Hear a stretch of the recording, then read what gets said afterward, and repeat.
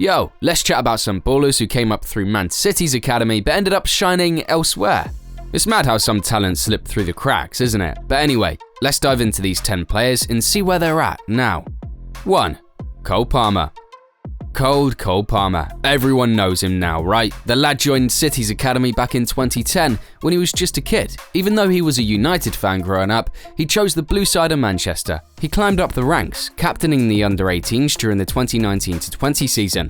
But if you think about it, breaking into City's first team is no joke, especially with all the big names they've got. Palmer made his senior debut for City in September 2020 during an EFL Cup match against Burnley. He had some standout moments, like scoring in the Champions League against Club Brugge in October 2021.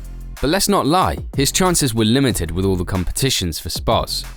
In August 2023, he made his move to Chelsea for around £42.5 million. Since then, he's been on fire. In September 2024, he became the first player in Premier League history to score 4 goals before half-time in a single match against Brighton.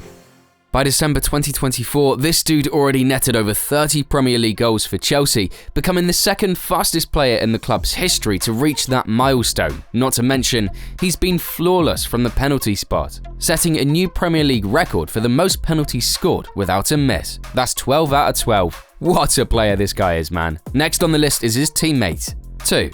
Jadon Sancho. Jadon Sancho's journey is a wild one. He joined City's academy in 2015. Feeling he wouldn't get the chances he deserved, he bounced to Borussia Dortmund in 2017. In Germany, Sancho blew up, becoming one of Europe's hottest prospects with his silky skills and goal contributions. In 2021, Manchester United splashed out around £73 million to bring him back to England. But things didn't go as planned at Old Trafford. Injuries and form issues held him back. Fast forward to now, and Sancho's on loan at Chelsea, looking to reignite his career. He's shown glimpses of his old self, and if he keeps grinding, he could get back to his best in no time. Number 3 is 3. Jeremie Frimpong. Frimpong's story is a classic case of a player finding success after leaving for more opportunities. Although he was at City's academy, he actually never broke into the first team. In 2019, he moved to Celtic and quickly became a standout performer, winning fans over with his pace and attacking mindset from right back. After impressing in Scotland, Bayer Leverkusen picked him up in 2021. In the Bundesliga, Frimpong's taken his game up a notch, becoming one of the league's top fullbacks with his defensive work and contributions going forward. City might be looking at him now thinking, what if? Let's talk about another fullback. 4. Kieran Trippier. Trippier's journey is a testament to perseverance. He joined City's youth setup way back in 1999, but never made a competitive first-team appearance. After loans and a permanent move to Burnley, his solid performances earned him a transfer to Tottenham Hotspur in 2015. At Spurs, he became a key player, especially noted for his crossing and set-piece prowess. In 2019, he took his talents to Atletico Madrid, helping them secure a La Liga title. Now he's back in the Premier League with Newcastle United, where he's not only a defensive rock, but also the team captain, leading by example. City's loss has certainly been others' gain with Trippier. Our 5th player on the list is 5. Loris Karius. Karius' time at City is often forgotten. He joined their youth ranks way back in 2009, but didn't make a first-team appearance. Seeking opportunities, he moved back to Germany with Mainz, where his performances caught the eye of Liverpool. At Anfield, he had a mixed spell, with the 2018 Champions League final being a particularly low point due to high-profile errors. After that, he went on several loans but struggled to find his form. As of now, Karius is without a club, a stark reminder of how quickly fortunes can change in football. It's mad to think about the talent that slipped through City's fingers. If you think about it, their academy's been producing ballers for some time, but not all of them get the shine at the Etihad. For these lads, moving away was the best move, and they're all carving out their own paths in the football world. Next, 6. Adrien Rabiot. Now, this one might surprise some people. Rabiot actually spent a hot second at City's academy in 2008. Yeah, crazy, right? But he dipped after only 6 months. City probably thought, meh, we've got enough talent, and let him go. Rabiot went back to France, signed with PSG, and the rest is history. At PSG, the guy was a trophy magnet. I'm talking 16 trophies, including 4 Ligue 1 titles. But let's be real, he didn't exactly have the smoothest ride there. He had beef with the club over contracts, playing time, and all that drama.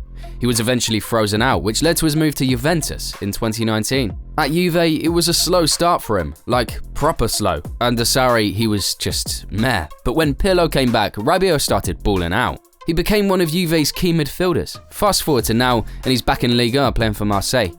Man's still got it though. He's a baller who shows City probably missed out big time. Number 7 is 7, Michael Olise. Olise is another one that flew under the radar at City. He spent a year there, 2016 to 17, but City didn't keep him around. He ended up joining Reading, and that's where things started to click for him. At Reading, he was on smoke, especially in his last season, where he got the EFL Young Player of the Year award. Crystal Palace came calling in 2021 and snagged him for just £8 million. And what a bargain it was. At Palace, Olise was an instant hit. He's got that flair, the dribbling, the creativity. Basically, the guy's built for the Premier League. After 2 strong seasons, the big boys came knocking. So last summer, Olise made a move to Bayern Munich. Imagine going from Reading to Bayern Munich in a few years. That's levels. And he's already showing out in Germany. With 5 goals and 3 assists in just 7 games, the lad is thriving. City missed a gem here, I can't lie. At number 8, we've got Kelechi Iheanacho. Now let's talk about Kelechi. This one stings a bit because he actually got a decent shot at City before being sold. Kelechi joined City's academy in 2014, and by 2015, he was already in the first team. Under Pellegrini, he looked like the real deal. I mean, 8 Premier League goals in his debut season. Not bad, eh? But then Pep came in, and everything changed. Pep wasn't feeling him like that and brought in Gabriel Jesus. Kelechi was sold to Leicester in 2017 for £25 million. At Leicester, he had his ups and downs. He wasn't always a starter, but when he played, he delivered. Remember that season when he was banging in goals in the FA Cup and Europa League? The guy was on fire. Now Kelechi's at Sevilla in Spain. He's still finding his feet there, but you can't deny he's had a solid career so far. City fans must be wondering what could have been if he'd stayed. Let's talk about someone who now plays for Madrid. 9. Brahim Díaz.